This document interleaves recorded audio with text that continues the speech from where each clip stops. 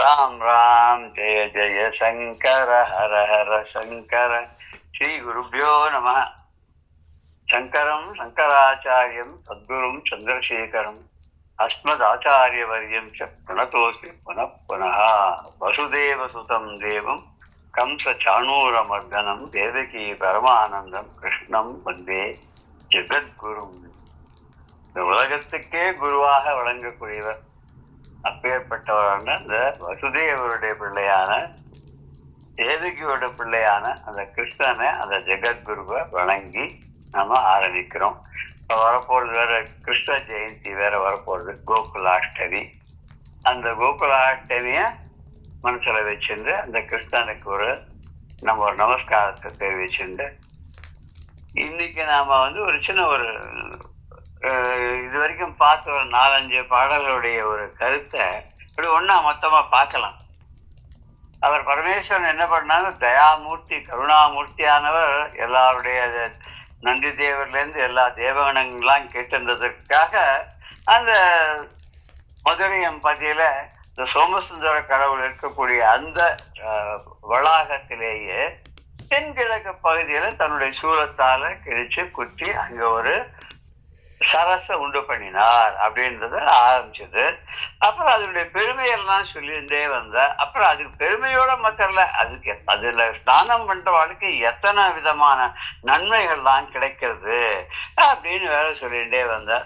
அது என்னன்னா ரொம்ப அழகா அந்த தீர்த்தத்துல சங்கு மாதிரி அலைகளை வீசி எரியறதா. அது அப்படின்னா அது அந்த அலைகள் வீசக்கூடிய அளவுக்கு அந்த தடாகம் அப்படி இருந்திருக்கு, நீர் தடாகம் இருக்கு.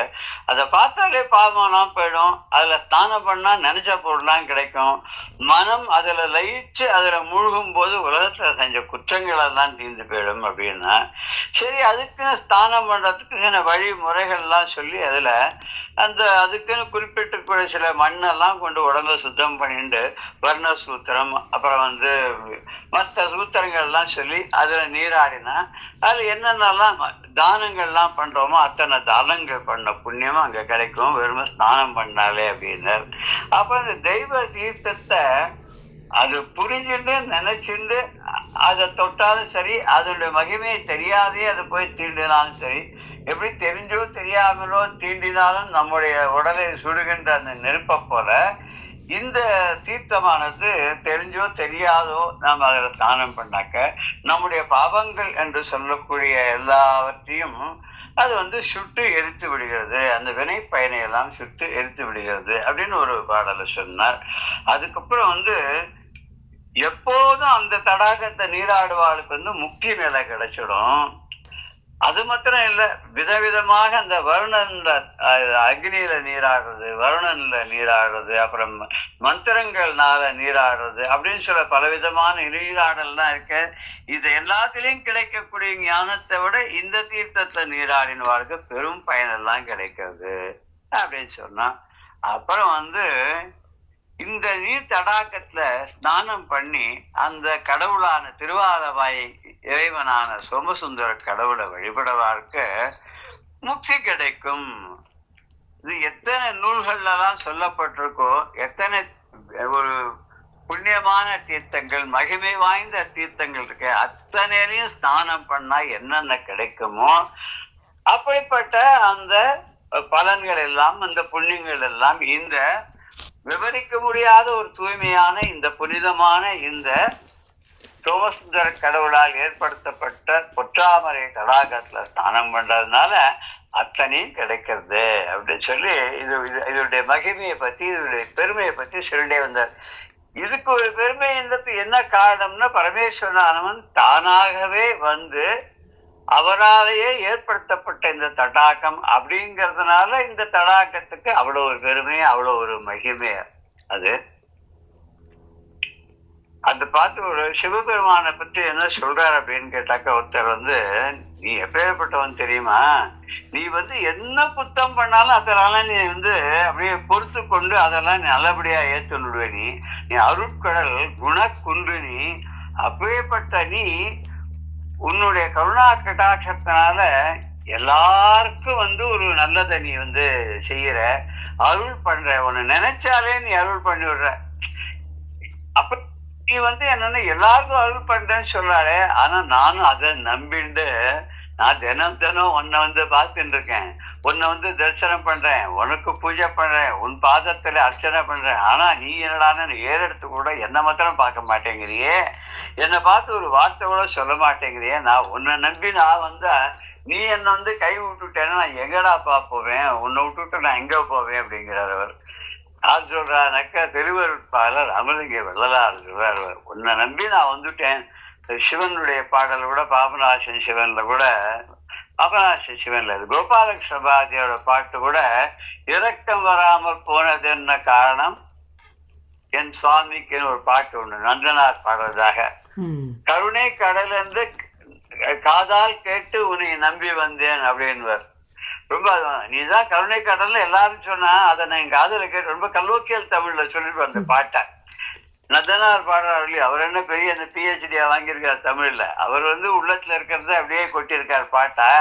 அதான் நான் உன்னை கருணை கடல்ல எல்லாரும் சொன்னாலேன்னு கேட்டு நான் வந்தேன். நீ என்னடான்னு எனக்கு திரும்பி கூட பார்க்க மாட்டேங்கிற, எனக்கு எந்த விதமான அருளையும் நீ பண்ண மாட்டேங்கிறியப்பா, நான் எங்கதான் போவேன் அப்படின்னு அவரும் கேட்கிறார். இப்படி பலரும் எல்லாரும் என்ன கேட்கிறான்னு, நான் உன்னையே நம்பி வந்தாச்சு, உன்னை விட்டா வேற எங்க போவேன் அப்படிங்கிறா.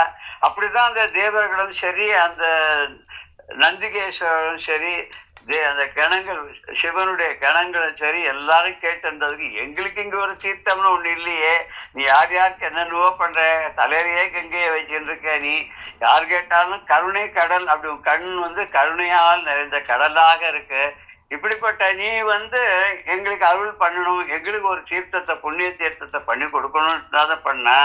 அதான் ஆதிசங்கர பகவத்தால் சொல்ற ஒரு இடத்துல, இப்ப அந்த சம்சாரம்ங்கக்கூடிய சாகரம் இருக்கு, இதுல நான் மூழ்கி அப்படியே என்ன பண்ணது கஷ்டப்பட்டு நான் உட்கார்ந்து இருக்கேன். இந்த விவேகமே இல்லாத அறிவே இல்லாத புத்தினால இந்த பெருவிக்கடல்ல நான் சுழண்டு அப்படியே குருட நாட்டம் அங்க இருக்கேன். அபரிமிதமான கருணையால நீ என்ன காப்பாத்துறதுங்கிற தவிர வேற வழியே கிடையாது. என்ன காப்பாற்றுறதுக்கு சாமர்த்தியம் உள்ளவனாக ஒன்னை தவிர யார் இருக்க முடியும்? நீ தான் இருக்க முடியும். அதனால 3 லோகத்திலேயும் ஒன்னை தவிர எனக்கு யாருமே ஆள் இல்லைங்கிற போது ஒன்னைத்தானே நான் சரணம் அடைய முடியும். அப்பேற்பட்ட எனக்கு ஒன்னை தவிர யார் தான்ப்பா ரக்ஷகன்னு கேட்கிறா. அப்படி சொல்லி சரணம் அடைஞ்சிட்டோன்னா அந்த பகவான் கருணாமூர்த்தி சந்தோஷம் அடைந்து நம்ம என்ன கேட்டாலும் கொடுத்துடுறார் அப்படிங்கிறத நம்ம பார்த்துட்டு இருக்கோம். அப்படி கொடுக்கப்பட்ட இந்த புஷ்கரணியில ஸ்நானம் பண்ணாக்க அவ்வளவு புண்ணியங்கள்லாம் சேர்றது அப்படின்னா, இதுல அடுத்த பாடலாக என்ன சொல்ல போறார் அப்படின்னாக்க,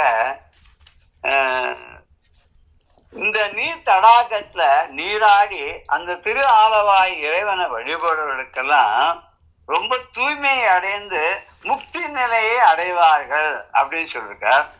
எந்தெந்த நூல்ல என்னென்னலாம் சொல்லப்பட்டிருக்கோ, எத்தனை தூய்மையான தீர்த்தங்கள்லாம் இந்த உலகத்துல மேலானதாக சொல்லப்பட்டிருக்கோ, அப்பேற்பட்ட தீர்த்தங்கள் எல்லாத்த காட்டிலும் மிகவும் புனிதமானதாக இது இருக்கிறது, பரிசுத்தமாக விளங்குகிறதுன்னு இந்த பாடல சொல்ற 275.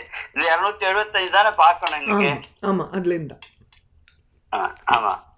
அன்ன நீர்தனையும் ஆடி ஆலவாய் உடைய நாதன் தன்னையும் பணிவோன் மேலே பரகதி தன்னை சாரும் என்ன நன்னூல் அதனில் சொன்ன பவித்திரம் எவைக்கும் மேலாய் பன்னரும் புனிதமான பவித்திரமாகி நிற்கும் அப்படின்னு இந்த பாடல் 275வது பாடல்ல அப்படி ஒரு அறுதிட்டு சொல்றதுன்னு சொல்லுவா. தமிழ் ஒரு வார்த்தை அறுதிட்டு சொல்றதுன்னு அடிச்சு சொல்றது.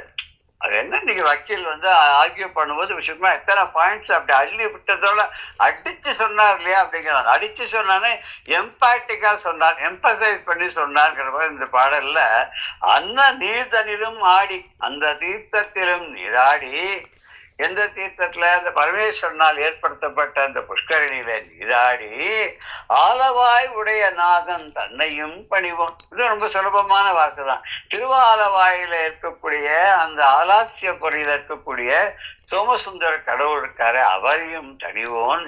அவரை பணிகின்றவனை வணங்குபவர்கள் மேலே இம்மை மறுமை. மேலேன்னு இப்ப இங்க கீழே நம்ம இந்த உலகத்துல இருக்கோம், மேலேன்னா மேல வீடு பெற முக்தி அடைவதற்காக பரகதி தன்னை சாரும் அந்த மேலான வீடு பேற்றை அடைவார்கள், அவளுக்கு முக்தியே கிடைச்சிடும். என்ன நன்னூலில் சொன்ன எப்பேற்பட்ட நல்ல நூல், எத்தனையோ நூல்கள்லாம் இருக்கு. ஒன்னொன்னு விவரமாக ஒரு ஒரு சீர்த்தத்தையும் ஒரு கஷேத்திரத்தையும் ஒரு மூர்த்தியையும் பத்தி விவரமா சொல்லுது. அப்படி எடுத்து கூறப்பட்டுக்குள்ளே எல்லா நூல்களிலும் பார்த்தா அத்தனையிலும் கூட பவித்திரம் வைக்கும் அதுல சொல்லப்பட்ட பவித்திரமான புனிதமான சிறந்ததாக இருக்கக்கூடிய பன் அரும் புனிதனான, அதாவது அது சொல்வதற்கு அரிய, அதாவது இதுக்கு மேல சொல்ல முடியாது, அப்படி அரிய பல தூய்மையான பவித்திரமாகி நிற்கும். அந்த எல்லா நீர்நிலைகளை காட்டிலும், அந்த ஆறுகளை காட்டிலும், அந்த புனிதமான தடாகங்களையும் ஏரிகளையும் காட்டிலும் இந்த தீர்த்தமானது புனிதமே வடிவாக இருக்கும், எல்லாற்றை காட்டிலும் சிறந்ததாக இருக்கும்.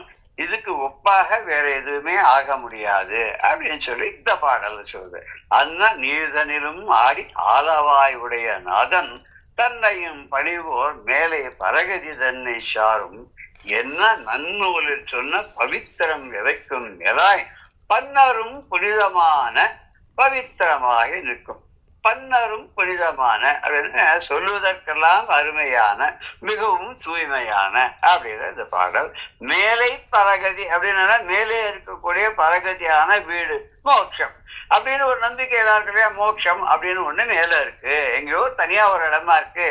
இங்க இருந்து எல்லாரும் புண்ணியமே செஞ்சாலும் பாவமே செஞ்சாலும் ரெண்டையும் கழிச்சுட்டு கடைசியில பாவ புண்ணியங்களே இல்லாமல் அவர்கள் எல்லாம் மேலே இருக்கக்கூடிய வானவர் உலகத்தையும் தாண்டி எல்லாத்துக்கும் மேல சத்தியலோகத்தையும் தாண்டி அந்த மோட்சபுரின்னு ஒண்ணு இருக்கு, அங்க போயிடுவா அப்படிங்கிறது ஒரு நம்பிக்கை. எதுவுமே ஒரு நம்பிக்கை தானே, எல்லாம் நம்பிக்கையில தானே இந்த உலகமே இயங்கி கொண்டிருக்கிறதா. நாளைக்கு அப்படின்னு நாளைக்கு பண்ணலாம் அப்படின்னு சொல்றோம், நாளைக்கு அப்படின்னு சொன்னா இது நாளைக்குன்னு வரப்போறது, நம்ம செய்ய போறோம், இதை செஞ்சு விடலாம், நமக்கு அந்த வசதி இருக்கும் அப்படிங்கிறது தானே. மகாபாரதத்துல ஒரு கதை ஒண்ணு உண்டு.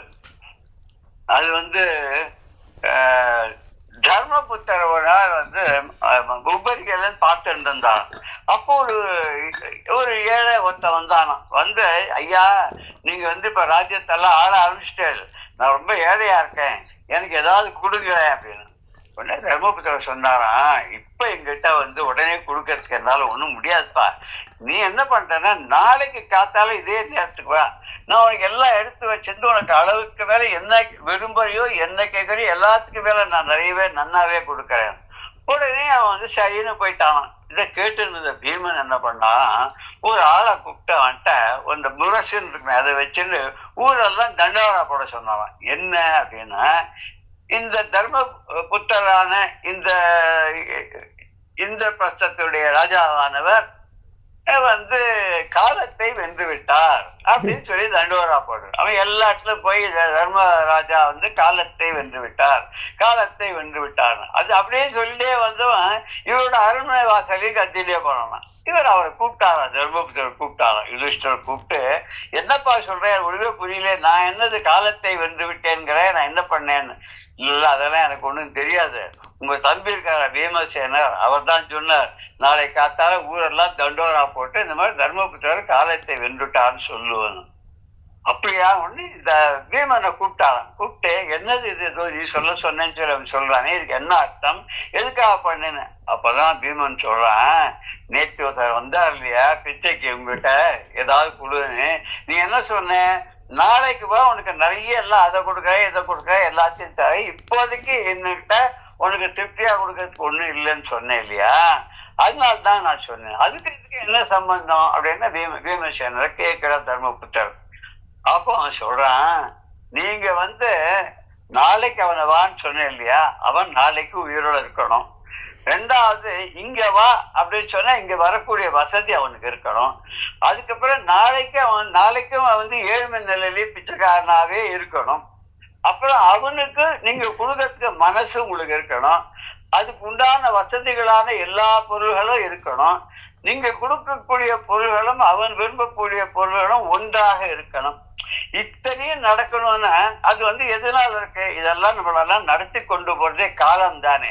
அடுத்த நிமிஷம் என்ன நடக்க போறதுன்னு நமக்கு தெரியாத நிலையில நீங்க இத்தனையும் தெரிஞ்சு வச்சுட்டு நாளைக்கு அவனை வான்னு சொல்ல நீங்க காலத்தை ஜெயிச்சுட்டேன்னு தானே அர்த்தம்னு. காலத்தை யாராவது ஜெயிக்க முடியுமா?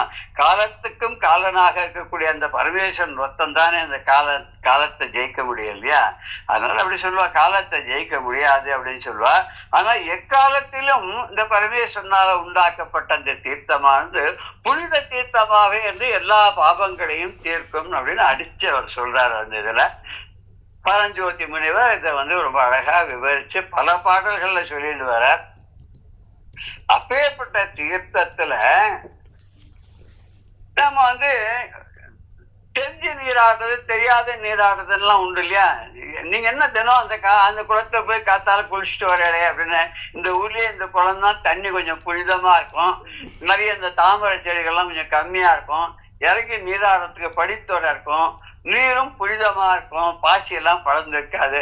அதனாலதான் நான் இங்க போறேன் அப்படின்னு சொல்லுவான். ஆனா அந்த தீர்த்தத்துல குளிச்சா ஏதோ புண்ணியம் எல்லாம் சேரும், பாவங்கள் எல்லாம் தீரும் அப்படின்னு தெரிஞ்செல்லாம் பண்ணல. இருக்கிறதுக்குள்ள நல்ல குளம் இதுதான், அதனால இங்க நான் இந்த தீர்த்தத்துல குளிக்கிறேன் அப்படின்னு சொல்லுவா இல்லையா? இதுல இந்த பாடல்ல இவர் என்ன சொல்றாருன்னா 276ல ஆதரவு இளனாய் அந்நீர் ஆடினோன் சுவர்க்கம் சேரும், ஆதரவு உடனாய் மூழ்கி வானவர் ஆதி ஆனோர்க்கு ஆத அரிசி எள்ளும் தர்ப்பணம் அமையச் செய்தோன் ஆதர வேள்வி முற்றும் ஆற்றிய பயனை சேரும் அப்படின்னு ஒரு பாட்டு. இந்த ஆதரவு ஆதரவு ஆதரவுன்ற மாதிரி அந்த வார்த்தையை 4 இடத்துல யூஸ் பண்ணிருக்காரு, 4 லைன்ல யூஸ் பண்ணிருக்கார். இதுல என்ன அவர் சொல்ல வர்றாருன்னா, ஸ்ரத்தை இல்லாம இதை பத்தி என்னன்னே தெரியாம ஏதோ போனா குளிச்சா வந்தான், ஏன் இப்படி பண்ணா அது தெரியாது. சார் சொல்றாரு, இதுக்கு என்ன ஏன் அப்படி செஞ்சான், என்னத்தினால அப்படி பண்ணான்னா இது தெரியாதுப்பா, ஏதோ போனாம் பண்ணா அவ்வளவுதான் வந்தான், அதுக்கு மேல ஒண்ணும் தெரியாதுன்னு. இதுக்கு ஏதோ அசோக வணிகா நியாயம் அப்படின்னு ஒரு நியாயம் இருக்கிறதாக சார் சொல்றார். அது பத்தி நீங்க தான் சொல்ல முடியுமா? கேள்விப்பட்டிருக்கேன், கரெக்டா நினைவில்லை. 2 சொல்றார், அசோக வணிகா நியாயம்னு அப்படி ஒண்ணு, காக்கதந்த பரீட்சா ஞானம்னு ஒண்ணு சொல்றார். இது என்ன அப்படின்னாக்கா இது 2க்கும் ஒரு தொடர்பு இருக்கு. அதை நான் இந்த இடத்துல சொல்றேன். ஏன் அங்க போய் அது விஷயமே தெரியாது, அது போய் ஸ்நானம் பண்ணிட்டு வரா அப்படின்னா, ராவணன் சீதையை தூக்கின்னு போயிட்டான் பஞ்சவடியில இருந்து. தூக்கின்னு நேர போனா அவன் அசோகவனத்துல கொண்டு போய் சீதையை வச்சுட்டான் அந்த மரத்தடியில.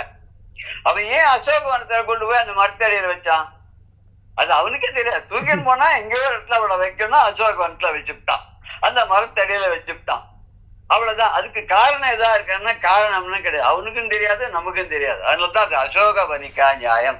ஏதாவது ஒண்ணுக்கு காரணமே சொல்ல முடியாத அது ஏன் சார் நடந்தது, யாருக்கு சார் தெரியும், அப்படிதான் நடக்கணும்னு இருக்கு. அப்படி சூரியன் ஏன் சார் கிழக்க உதிக்கிறான், ஏன் சார் தான் காலம் தொட்டு பல காலமா கிழக்கதான் உதிச்சுன்னு இருக்கான் அப்படின்ற மாதிரி ஏன்லாம் தெரியாது, யாராலும் சொல்ல முடியாது அப்படின்னா. அப்ப இன்னொரு இது என்ன சொல்லுவான்னா, ஒருத்த காக்காக்கு பல்லு இருக்கா, இருந்தா எத்தனை பல்லு இருக்குன்னு உட்காந்து ஆராய்ச்சி பண்ணி எண்ணிட்டு இருந்தான். இதனால யாருக்கா பிரயோஜனம் உண்டோ? காக்காக்கு பல்லு இருந்தா என்ன, இல்லாட்டா என்ன, எத்தனை இருந்தா என்ன? இவன் ஏதோ பரீட்சை பண்றான்னா உபயோகம் இல்லாத ஒரு வேலையை பண்ணிட்டு இருக்கான், காரண காரியமே இல்லாத அவனுக்கே தெரியாது ஏதோ பண்ணிட்டு இருக்கான்னா பொழுதுபோக்கான. அதுக்கெல்லாம் நம்ம விவரங்கள்லாம் சொல்லிட்டு இருக்க முடியுமா? முடியாது இல்லையா? என்ன அந்த போய் மூழ்கி எழுந்து வராளே, அது என்னவோ அவருக்கு நேரம் இருக்கு, பொழுது இருக்கு, மூழ்கி வரார், விடுங்க, இதை போய் அந்த பெரிய சர்ச்சை பண்ணமா பரீட்சை பண்ணமா அப்படின்னு. இது ஒரு சின்ன கதை கூட உண்டு. ஒரு பெரிய சாது ஒருத்தர் என்ன பண்ணுவாராம், அது கபீர்தாசன் கூட சொல்ற வழக்கம்.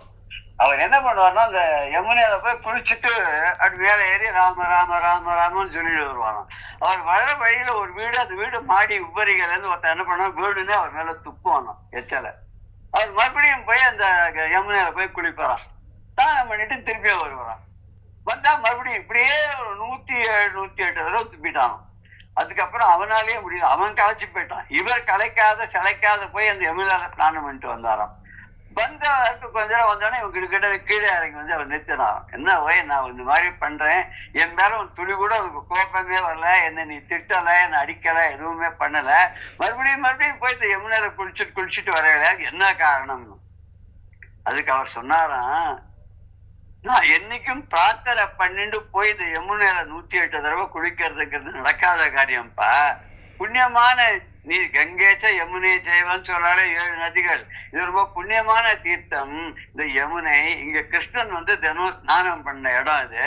அப்பேற்பட்ட மகிமை வாய்ந்த இந்த தீர்த்தத்துல 108 தடவை என்ன குளிக்க வச்ச பத்தியா நீ?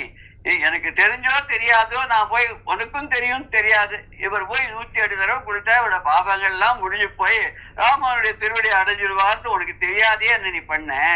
நானும் வந்து நீ துப்பினாலும் நான் என்ன பண்ணேன், எனக்கு கிடைச்ச பாக்கியமா நினைச்சேன். இவன் இப்படி பண்றதுனால தானே நம்ம யமுனையில திரும்பி திரும்பி போய் ஒரே நாள்ல 108 தடவை குளிச்சோம். இந்த புண்ணியம் எல்லாம் உனக்கே சேரட்டும்னு நான் பிரார்த்தனை பண்ணி குளிச்சுட்டு வந்தேன்ப்பா. நீ என் மேல துப்பினாலும் உனக்கு எந்த பாவமும் கிடையாது. ஏன்னா நீ வந்து இறைவனால மன்னிக்கப்பட்டு விட்டாய். நான் குளிச்சதனுடைய புண்ணியம் எல்லாத்தையும் நான் உனக்கு கொடுத்துட்டேன், எனக்கு வேண்டான்னு. சோ உனக்கு புண்ணியம் சேர்ந்து போயிடுத்து அப்படின்னு சொன்னாராம். இது மாதிரி தெரிஞ்சோ தெரியாமலோ ஸ்நானம் பண்ணாலுமே அப்படி புண்ணியங்கள் சேர்ந்து பாவங்கள்லாம் தீர்ந்து விடுகிறது. அப்படிங்கிறதுனால இந்த பாடல எப்படி சொல்றார் அப்படிங்கிறத பாக்குறோம். நம்ம சத்தையே இல்லாம இந்த தீர்த்தத்துல நீராடினவக்கானே அவன் சொர்க்கத்துக்கு போயிடுவான். ஏதோ போனான் குளிச்சா வந்தான் அப்படின்னா அவனுக்கே தெரியாது என்ன நடக்கும்னு. ஆனா அவன் அறியாமலே சொர்க்கத்துக்கு போயிடு. எங்கேயோ போனா ஒரு கோவில்ல ஒரு யாரோ ஒருத்தர் வந்து அந்த காலத்துல எல்லாம் இந்த பரிசு சீட்டு எல்லாம் வைப்பா இல்லையா, ஒருத்தர் மொத்தமா வாங்கியிருந்தார். அவருக்கு திடீர்னு ஏதோ விரக்தி வந்துட்டு கொண்டு போய் அங்க இருக்கக்கூடிய இந்த குங்கும விபூதி எல்லாம் எடுத்துன்னு போறவாளுக்கு இருக்கட்டமேனு ஒரு இதை போட்டு வந்துட்டார். அதுல எவனோத்தம் போனவன் அந்த குங்குமத்தை போடணும்னு ஒரே ஒரு ஷீட் எடுத்து அதை மடிச்சு வீட்டுக்கு எடுத்து வந்து வச்சான். அந்த குங்குமத்தை எல்லாம் எடுத்து ஒரு டப்பால போட்டுவிட்டு அதை எடுத்து அலமாரில வச்சிருந்தான். அதை அவன் வைஃப் எடுத்து வச்சிருந்தாவன்.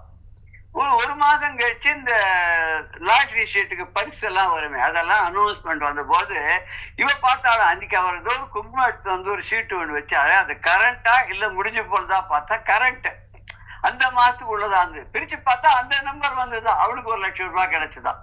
இவ எதிரே பார்க்காத அந்த ஷீட்டை எடுத்து வச்சவளுக்கு 1 லட்சம் ரூபாய் கிடைச்சது. அப்படின்னு எப்படி கிடைச்சது அது? அவளுக்கு அதெல்லாம் பத்தி நினைவே இல்லை. இது தூக்கி பத்திரமா வச்சுதான் கிடையாது. அவ ஏதோ எடுத்து நல்லா அழகா இருக்க அந்த ஷீட்டும் தூக்கி எடுத்து வச்சுட்டா. அதுல ஒரு சாமி படம் போட்டு வந்தது போல் இருக்கு. ஆனா அந்த ஷீட்டுக்கு பரிசு வந்து 1 லட்சம் ரூபாய் கிடைச்சது. அது மாதிரி இவன் சிரத்தையே இல்லாத ஏதோ போனான் குளிச்சான் அப்படின்னா கூட அவன் கூட சொர்க்கத்துக்கு போயிடுவான். சரி, சிரத்தையோட போய் இந்த தீர்த்தத்துல ஸ்நானம் பண்ணாக்க நமக்கு நல்லது நடக்கும், பாபங்கள் நீங்கி புண்ணியங்கள் எல்லாம் சேரும், நமக்கு மோட்சம் கிடைக்கும் அப்படின்னு நீராடினவன். இன்னொன்னு அந்த நீராடினதோட இல்லாத அதுல அர்க்கியம்லாம் கொடுத்து தேவர்கள் முனிவர்கள் வேதங்கள் உபனிஷத்துக்கள் அப்புறம் பித்திருக்கள் எல்லாருக்கும் தர்ப்பணம் பண்றான். அதை தர்ப்பணம் பண்ணும்போது என்ன பண்றா, எள்ளும் தண்ணி இறைக்கிறதுன்னு சொல்லுவா இல்லையா, கையில எள்ளையும் அரிசி எடுத்துட்டு அந்த தீர்த்தத்தோட சேர்த்து அதை தர்ப்பணம் விதிப்படி அந்த மந்திரங்கள் எல்லாம் சொல்லி அந்த வேதத்துல இருக்கக்கூடியபடியாக சாஸ்திரங்கள் சொல்லிருக்கிற வழியில அந்த தர்ப்பணத்தை எல்லாம் பண்றானே. அவனுக்கும் எப்படின்னு கேட்டா மற்ற எல்லா தலங்கள்ல செஞ்ச யாகங்கள்லாம் பண்ண பெரிய பெரிய ஹோமங்கள்லாம் பண்ணவர்கானே அவனுக்கெல்லாம் கிடைக்கிற ஒரு பயனை காட்டிலும் புண்ணியத்தை காட்டிலும் பதவியை காட்டிலும் பெருமையை காட்டிலும் வாய்ப்புகள் இவனுக்கு ஜாஸ்தியானே கிடைச்சது. சத்தையோட இந்த தடாகத்துல ஸ்நானம் பண்ணவனுக்கே இத்தனை கிடைக்கிறதான். அத்தனை தர்ப்பணங்கள் பண்ணவனுக்கும் அத்தனை ஹோம யாகங்கள் பண்ணவனுக்கும் என்னென்ன கிடைக்குமோ அதை விட அதிகமாகவே இந்த தடாகத்துல ஸ்நானம் பண்ணி நம்பிக்கையோட ஸ்நானம் பண்ணி வரவனுக்கு அத்தனை புண்ணியமும் கிடைக்கிறது அப்படின்றதாக இந்த பாடல். இதை நம்ம பார்க்கலாம், பதமா பார்க்கலாம். ஆதரவு இளநாய், ஆதரவுன்னா அன்பு. உங்களுக்கு என் மேல ஆதரவே கிடையாதா அப்படின்னா அன்பு கிடையாதா அப்படின்னு. இது தமிழ்ல வந்து இன்னொரு அர்த்தம் கூட சொல்லுவோம். ஆதரவு அளிக்கிறதுன்னா சப்போர்ட் பண்றது அப்படின்னு கூட நம்ம சொல்றோம். அவனுக்கு ஆதரவா இத்தனை பேர் இருக்கானு, அவனை சப்போர்ட் பண்றவா இத்தனை பேர் இருக்கானு. அதே வார்த்தைக்கு ஆதரவுன்னு அன்பு அப்படின்னு சொல்றான். ஆதரன்ற வார்த்தை இருக்கும் சம்ஸ்கிருதத்துல, ஆதரஹா ஆதரஹா அப்படின்னா அன்புன்ற மாதிரி சொல்ற மாதிரி இருக்கு இல்லையா, மரியாதை ஒரு பொருட்படுத்துறது. மரியாதைன்னு சொல்லலாமா? மரியாதைன்னு சொல்லலாம், ஒரு ஸ்ரத்தை அந்த மாதிரி, ஒரு ஸ்ரத்தை அந்த மாதிரி. இங்க ஆதரவு அப்படின்னு சொன்னாக்க ஆதரவு இளநாய் அப்படின்னு அன்பே இல்லாதவனாக பற்றே இல்லாதவனாக, அதை பற்றிய அறிவே இல்லாதவனாக அந்நீர் ஆடினோன், அந்த தீர்த்தத்துல நீராடினோம். எந்த தீர்த்தத்துல? இந்த பொற்றாமரை தீர்த்தத்துல நீராடினவன் சொர்க்கம் சேரும், சொர்க்கத்தை அடைவான். அது சொர்க்கத்தை அடைவான் அப்படிங்கிறத ரொம்ப தீர்மானமா சொல்றார், அடிச்சு சொல்றார், சொர்க்கத்தை அடைவன். சரி, ஆதரவு உடனாய் அது நிஜமாக அதை பத்தி தெரிஞ்சுண்டு விவரத்தோட புரிஞ்சுண்டு அந்த பெருமையெல்லாம் தெரிஞ்சுட்டு மகிமையெல்லாம் தெரிஞ்சுட்டு அங்க போய் அன்பு உடனாக, அன்பை உடையவனாக, ஆதரவு உடையவனாக, அந்த அதன் மேல் நம்பிக்கை உடையவனாக கூட இங்க எடுத்துக்கலாம். அப்படி மூழ்கி நீராடி வரவன் என்ன பண்ணான்? வானவர் ஆதி ஆனோருக்கு நீராடுறதோட இல்ல, அங்க அந்த தீர்த்தத்துல இருந்துட்டு தேவர்கள் முதலானோருக்கு, வானவர்னா வானுலகம், தேவர் உலகத்துல இருக்கக்கூடிய எல்லாருக்கும், தேவர்கள் முதலானவர்களுக்கு ஆதரவு அன்போட, பரிவோட, ஸ்ரத்தையோட அரிசி எள்ளு, அரிசியும் எள்ளையும் கொண்டு, அது அந்த காலத்திலேயே அது இந்த தர்ப்பணம் பண்றதுக்கு விதிமுறைகள்லாம் இருக்கு. அந்த அரிசி எள்ளு சேர்த்துன்னு இருக்கான்னு தெரியுது. அரிசி தேவர்களுக்கும் எள்ளு பித்தர்களுக்கும் சொல்ற வழக்கம். அப்படி அரிசி எள்ளையும் கொண்டு தர்ப்பணம் அமைய செய்தோம். தர்ப்பணத்தை விதியோட பொருந்த செய்தவன். அந்த ஸ்நானம் பண்ணி தேவர்களுக்கும் ரிஷிகளுக்கும் பித்தர்களுக்கும் தர்ப்பணம் பண்ணவர்கானே, எள்ளும் தண்ணி இறைச்சவர்கானே அவனுக்கு என்ன கிடைக்கும் அப்படின்னு ஆதரம் வேள்வி முற்றும், ரொம்ப விரும்பத்தக்க வேள்விகளை, யாகங்களை, ஹோமங்களை அவன் செஞ்சானே ஆற்றிய பயனை சேரும். அப்படி செஞ்சா அவனுக்கு என்ன கிடைக்குமோ அதனால வரக்கூடிய பயன் எல்லாம் ரொம்ப சுலபமா கிடைக்குது. ரொம்ப சுலபமா இருக்க போய் அந்த அதுல தடாகத்துல நீராடி அந்த தர்ப்பணத்தை பண்ணிட்டு வரவனுக்கு அப்படி எல்லா பெரிய ஹோம யாகங்கள் பண்ணினுடைய புண்ணியமும் கிடைக்கிறது அப்படின்னாக்க அவன் சொர்க்கத்துக்கு கண்டிப்பா போறான்னாக்க என்ன எல்லாரும் செய்ய மாட்டாளோ, கண்டிப்பா செய்வா இல்லையா? ஆனா இத்தனையும் சொன்னா, இத்தனையும் தெரிஞ்சுட்டு அந்த அந்த தீர்த்த கரையிலேயே வாழறவருக்கானே அவன் போக மாட்டானோ. அது கூட ஒரு பழமொழி சொல்லுவா, எங்கேருந்தோ இருக்கிறவன் தேடி பிடிச்சி இங்கேருந்து கஷ்டப்பட்டு போய் அங்க பார்த்து அங்க நீராடி அங்க தர்ப்பணங்கள்லாம் பண்ணி எல்லாத்தையும் புண்ணியத்தை சேர்த்துட்டு வருவான். அங்க பக்கத்திலே இருக்கிறவன் ஒரு நாள் கூட போக மாட்டானோ. அதுக்குதான் ஒரு யார் சொல்லியிருக்கான்னு ஞாபகம் இல்லை எனக்கு, வாரியார் சுவாமிகள் தான் சொல்றேன். 3 விதமான பாதிகள் அவள்லாம். ஒண்ணு கஷேத்திர பாத்தியம், அவன் கஷேத்திரத்துக்குள்ளேயே இருந்துட்டு அங்க போய் இருக்கிற சுவாமியை கும்பிடுறதோ அந்த கஷேத்திரத்துல செய்ய வேண்டிய விசேஷங்களை செய்ய மாட்டானாம். அப்புறம் தீர்த்த பாத்தியம், அது கங்கை கரையிலேயே அந்த தீர்த்தத்துல ஸ்நானம் பண்ண மாட்டான். தீர்த்த பாப்பி, கஷேத்திர பாப்பி அப்படின்னு சொல்லிட்டு ஒரு நிறைய சொல்லுவார் அவர். எனக்கு அது சட்டன்னு ஞாபகம் இல்லை, ஏன்னா சின்ன வயசுல கேட்டது அது அவ்வளவு ஞாபகம் இல்லை. இதுதான் அர்த்தம். கஷேத்திரத்திலேயே இருந்து ஸ்நானம், அந்த புண்ணிய கஷேத்திரத்திலேயே இருந்து அந்த தெய்வங்களை வணங்காதவன், புண்ணிய நதிகளுடைய கரைகள்லயே நீர் ஆடாதவன், அவனுக்கு என்னன்னா அவன்லாம் ஒரு பாபி அப்படின்னு சொல்லி, அவன் ஒரு பாபி அப்படின்றார்.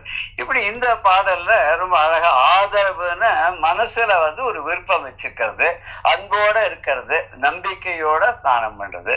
வானவர் ஆதின தேவர்கள் முனிவர்கள் முதலானவர்கள் அப்படின்னு அர்த்தம்.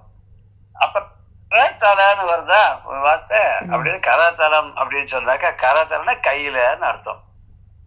அரிசி ஆதியோனருக்கு ஆதரவு அரிசி எள்ளும் தர்ப்பணம் அமைய செய்தோன் ஆதர வேள்வி முற்றும் மாற்றிய பயனை சேரும் அப்படின்ற மாதிரி இந்த பாடத்தை நம்ம பார்க்கிறோம். இந்த பாட்டுல ஒரு பலனை இன்னும் கொஞ்சம் அடுத்ததாக விவரமாக சொல்றார். அடுத்த பாடல் 277 என்ன சொல்றாருன்னா, வேற என்னென்ன கஷேத்திரங்கள்ல எல்லாம் போய் அங்க போய் விரதமெல்லாம் இருந்து அங்க போய் பூஜை பண்ணி அந்த ஊருக்கே உள்ள விசேஷமான தானங்கள் எல்லாம் பண்ணி தர்மம்லாம் செஞ்சு ஹோமம் ஜபம் தியானம் இப்பத்தெல்லாம் பண்ணா இதெல்லாம் என்னென்ன கிடைக்குமோ அத்தனை பயனும் இந்த தீர்த்தாத்துல நீராடி அந்த கரையில உட்கார்ந்துட்டு அந்த கரையில இருந்து எல்லாத்தையும் விருப்பத்தோட செஞ்சோம்னா மற்ற கஷேத்திரத்துல பண்றதை விட இந்த கஷேத்திரத்துல பண்ணினோம்னு சொன்னா கோடி மடங்குக்கும் அதிகமான பயனை கிடைக்கும். இப்ப கூட நம்ம சொல்லுவோம் இல்லையா, ஜபம் பண்ற போது இந்த மந்திரங்கள்லாம் வீட்டுல பண்ணா இவ்வளவு பலன், அப்ப ஒரு அசையாத மானசீகமா அந்த அந்த மந்திரங்களை ஒரு 108 ஆவர்த்தி பண்ணா அதுக்கு இத்தனை மடங்கு பலன். இதையே ஒரு கோவில்ல போய் அந்த கோவில்ல ஒரு பிராகாரத்திலேயோ எங்கேயாவது உட்காந்து கண்ணை மூடி தியானத்தோட இந்த மந்திரத்தை சொன்னா அதுக்கு இன்னொரு 10 மடங்கு எக்ஸ்ட்ரா பலன் கிடைக்கும். அப்புறம் அதை விட புண்ணிய தீர்த்தங்களுடைய கரையில ஆற்றங்கரையில உட்காந்து ஜபம் பண்ணாக்க அதை விட இன்னொரு 1000 மடங்கு பலன் கிடைக்கும் அப்படின்னு சொல்ற வழக்கம் பெரியவாள்லாம் சொல்லுவா. கோவிலுக்கு போறதோ போறேன் அங்க ஒரு 15 நிமிஷம் உட்கார்ந்து தியானம் பண்ணிட்டு இந்த ஜபத்தை 108 ஆவர்த்தி பண்ணிட்டு வாயேன் அப்படின்னு பெரியவாள்லாம் சொல்லுவா. அதாவது சின்னவாளுக்கு அவ அறிவுரை சொல்லுவா. இந்த காலத்துல தான் நமக்கு எல்லா வீட்லயும் பெரியவாங்கிறது இல்லாத போயின்னு இருக்கேன். வர வர எல்லாருமே சின்னவாள் எல்லாமே பெரியவாளா நினைச்சுட்டு இருக்கா இல்லையா?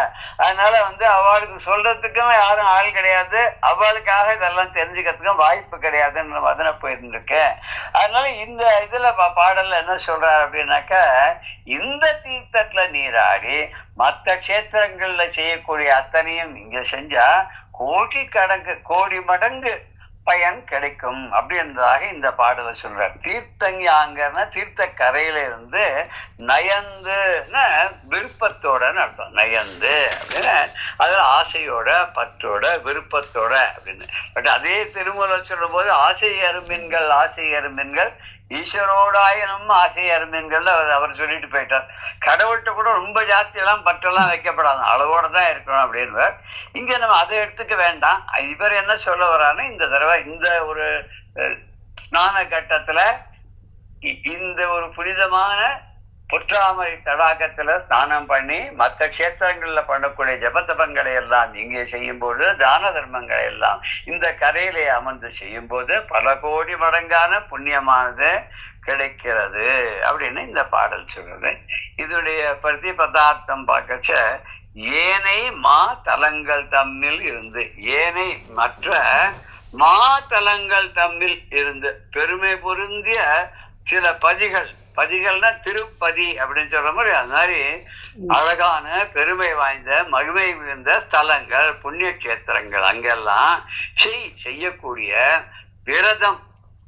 விரதம்னா பூஜை, தானம், மா தர்மம், ஹோமம், தபம், அப்புறம் இதெல்லாம் என்னென்ன பண்றோமோ மற்ற கஷேத்திரங்கள்ல பண்ணக்கூடிய அத்தனை நல்ல காரியங்களையும் ஜபம் தபம் எல்லாத்தையும் தியானத்தையும் இங்க மா பயனில் பெரிய பயனிலும் ஞான மா தீர்த்தம் அடைந்து மூழ்கி இதை விட ரொம்ப பெருமை பொருந்திய தீர்த்தங்களை சென்று நீராடி ஞாங்கர் இருந்து அந்த கரையில இருந்து அவை நயந்து செய்யும் அவற்றை விரும்பி செய்தால் மற்ற கஷேத்திரங்கள்ல செய்யறதை விட இந்த தடாகத்துல குளித்து ஸ்நானம் செய்து அதனுடைய கரையில இருந்து அங்க தானம் தர்மம் தவம் ஹோமம் ஜபம் இது எல்லாத்தையும் நம்ம தியானத்தோட செஞ்சோம்னா இந்த தீர்த்தத்தை அதுக்கு பலன் ஜாஸ்தி. இந்த தீர்த்த கரையில செய்யறதுக்கு அவை நயந்து செய்யும் அவற்றை நம்ம விரும்பி செஞ்சோம்னா கோடி மடங்கு அதிகமாகும். இப்படி கோடி மடங்கு அதிகமாகும்னா அதுக்கு என்ன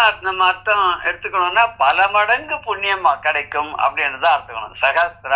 சகஸ்திரபாத் அப்படின்னு சொன்னா அவருக்கு 1000 கண்ணு இருந்தது, 1000 தலை இருந்தது, 1000 தலை இருந்தா அப்படி 1000 கண்ணு இருக்க முடியும், 2000 கண்ணுன்னா இருக்கணும்.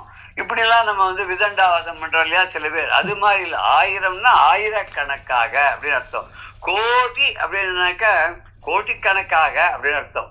எத்தனையோ கோடி அப்படின்னு அளவிட முடியாத, கணக்கில் அடங்காத, கணக்கை வச்சு சொல்ல முடியாத, எண்ணிக்கையிலே அடங்காத அளவுக்கு அப்படி சொல்றோம் இல்லையா. அது மாதிரி இங்கேயும் நம்ம இப்படின்னு அளவிட்டு சொல்ல முடியாத அளவுக்கு புண்ணியமானது அதிக அளவிலே கிடைக்கும் அப்படின்னு சொல்றதுக்கு தான் கோடி அப்படின்னு சொல்றாங்க.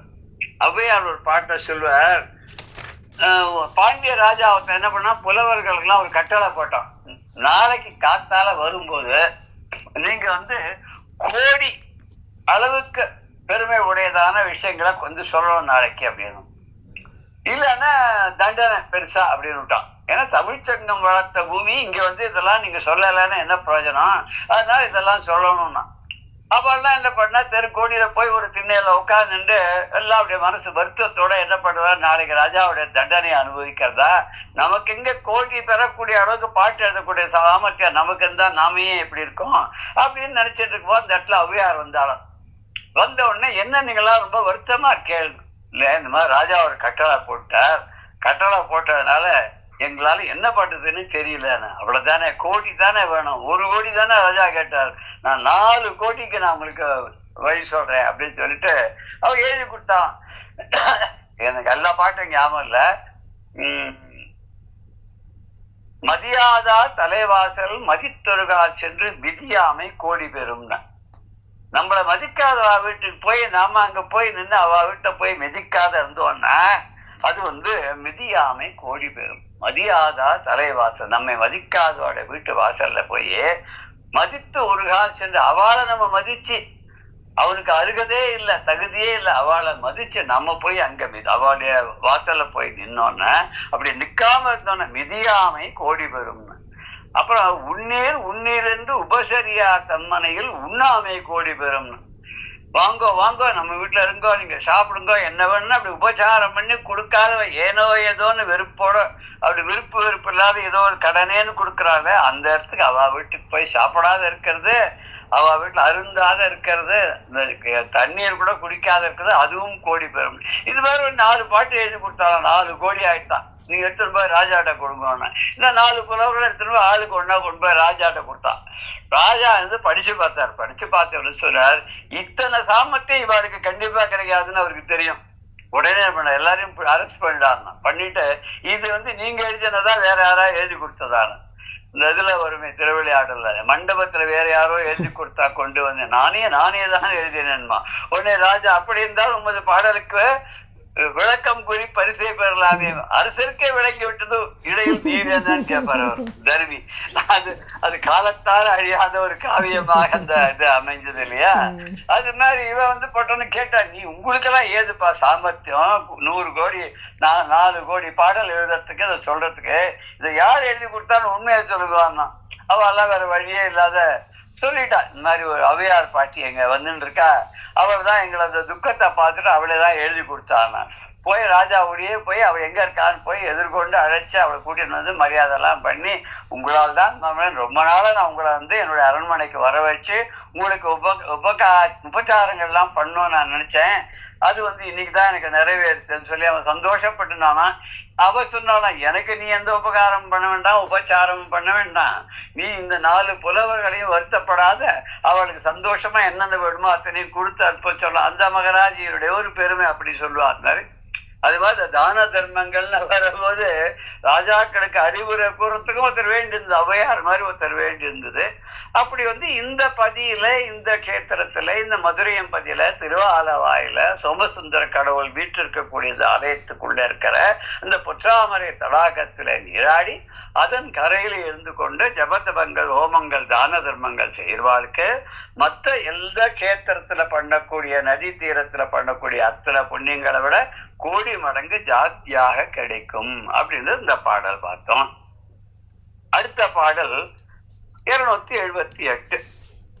பிறந்த நாள் அந்நீர் மூழ்கின் மேலைவம் பிறவி பவ்வம் அறிந்திடும் அரிதேள் கும்ப மதிகளில் மூழ்கி தென்பால் உறைந்தவர் பொருட்டு பிண்டம் உதவினால் அவர்தம் ஆழ்ந்து நிறைந்திடு பிறவி பவ்வ நின்று மேல் எழுவரன்றே.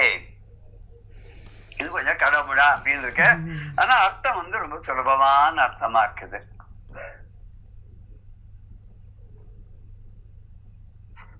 இந்த தீர்த்தத்துல அவளுடைய பிறந்த நாள் அன்னைக்கு, நட்சத்திரம் இல்லையா, பிறந்த நாள்ன்றது சாதாரண நம்ம ஊர்ல நட்சத்திரத்தை தான் வச்சு கொண்டாடுறது. அந்த மாசத்துல, தமிழ் மாசத்துல பிறந்தாலோ அந்த தமிழ் மாசத்துல அவ பிறந்த நட்சத்திரம் என்னைக்கு வருதோ அந்த பிறந்த நாளாக கொண்டாடுற வழக்கம் நம்ம இதுல இன்னும் இருந்துட்டேதான் இருக்கு, தொன்று தொட்டு இருந்துட்டு இருக்கு. இது நம்ம இங்கிலீஷ் கேலண்டர் வச்சுட்டு சில பேர் அதை ஃபாலோ பண்றவாளும் உண்டு. மை பர்த்டே அப்படின்னு சொல்றாலையோ, அது எனக்கு தெரியல. பர்த்டேன்னு சில பேர் அழகா சொல்றா. இப்ப லேட்டா தான் பர்த்டேங்கிறா. அது என்ன பர்த்டேயா, அது பர்டனா, அது என்ன புரியல, எது கரெக்டா எனக்கு தெரியல.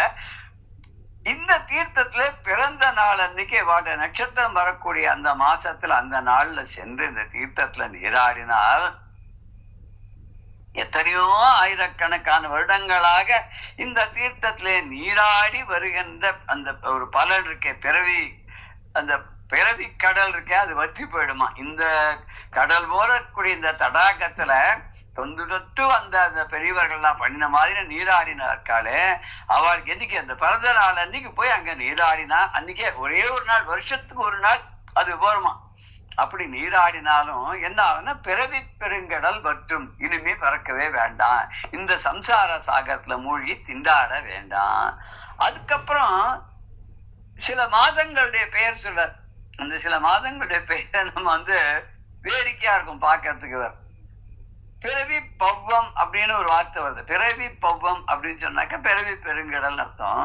இதுல சித்திரை மாசம், கார்த்திகை மாசம், மாசி மாசம் அப்படின்னு 3 மாசத்து பேரை சொல்றாரு.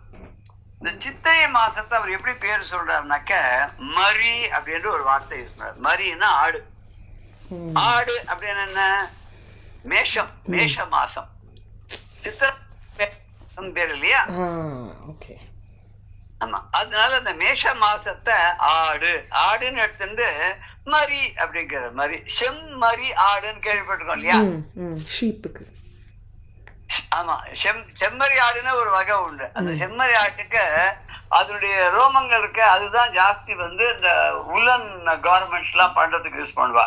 அது ஒரு செம்மையான ஒரு ப்ரௌனிஷ் கலர்ல இருக்கும். அது செம்மறி, அந்த மரிங்கிறது அங்க வருது, அந்த இடத்துல வருது. செம்மறி ஆடு, செவந்த அந்த மேனியை உடைய அந்த ஆடு. அந்த ஆடுன்றது என்ன அர்த்தம்? மேஷம், மேஷ மாசம்னு சித்திரை மாசம். அதுக்கப்புறம் கார்த்திகை மாசம். கார்த்திகை மாசத்துக்கு இவர் என்ன பேர் வைக்கிறாருன்னா கார்த்திகைக்கு விருச்சிகம்னு பேர் இல்லையா? விருச்சிக மாசம்ன்றது கார்த்திகை மாசம். அந்த விருச்சிகத்தை எடுத்துட்டு தேள் அப்படின்ற வார்த்தையை யூஸ் பண்றாரு. தேள்னா விருச்சிகம் தானே, ஸ்கார்பியா. அப்புறம் மாசி, இந்த மாசி மாசத்துக்கு கும்ப மாசம் பேர். அந்த கும்பத்தை அப்படியே கும்பம்னு சொல்றாரு. மதிகள்னு ஒரு வார்த்தை வரும். இந்த மதிகள் அப்படின்னா மதின்னு என்ன? புத்தி. மதின்னு சொன்னா சந்திரனுக்கும் மதின்னு பேரு. சோ அந்த மதி is equal to Chandran. Chandran is equal to திங்கள். திங்கள், அதாவது திங்கள்னா சந்திரன், திங்கள்னா மாசம். அந்த மாசம்னா திங்களுக்கும் மாசம், மாசத்துக்கும் திங்கள்னு பேரு, சந்திரனுக்கும் திங்கள்னு பேரு. அந்த மாதம்ங்கிறத திங்கள்னு எடுத்துட்ட. அந்த திங்கள் அப்படிங்கிறது என்ன அப்படின்னு சொன்னாக்க சந்திரனுக்கு பேர்னால சந்திரனுடைய பேரான மதி அப்படின்னு.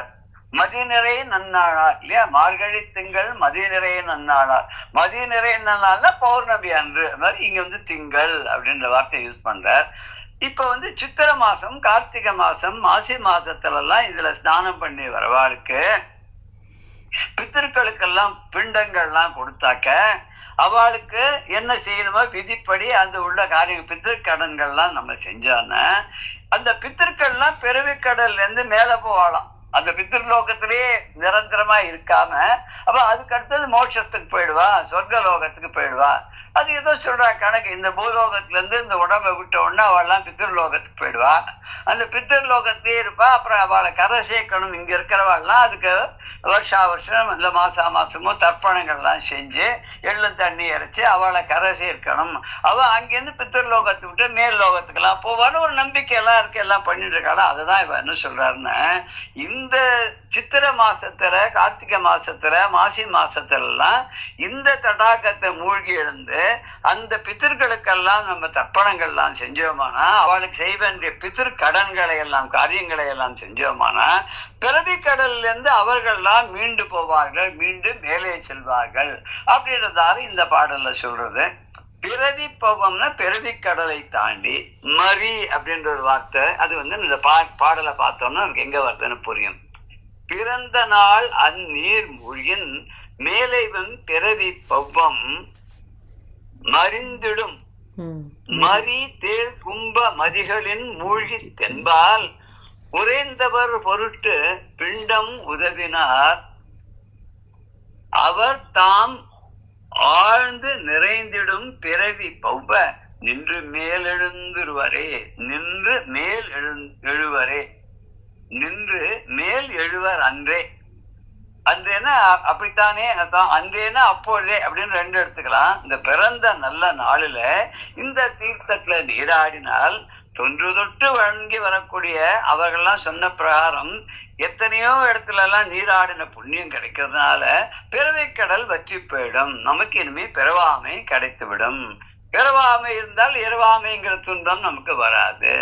அது தவிர சித்திர மாசம், கார்த்திகை மாசம், மாசி மாசங்களில் மூழ்கி எழுந்தால் அங்கே பித்திருக்கடன்களை எல்லாம் அந்த கரையில் செய்தால் அவ இந்த பித்திருக்கள்லாம் கரையேறி விடுவார்கள், சீக்கிரமாகவே கரையேறி விடுவார்கள் அப்படின்றதாக இந்த பாடல்ல நம்ம பார்க்கிறோம். இதனுடைய பிரதிபதார்த்தத்தை விளக்கமாக நம்ம அடுத்த செஷன்ல இதுவா பார்க்கலாம். நம்ம கூட ஒரு வழக்கம் வச்சுட்டு இருக்கோம்.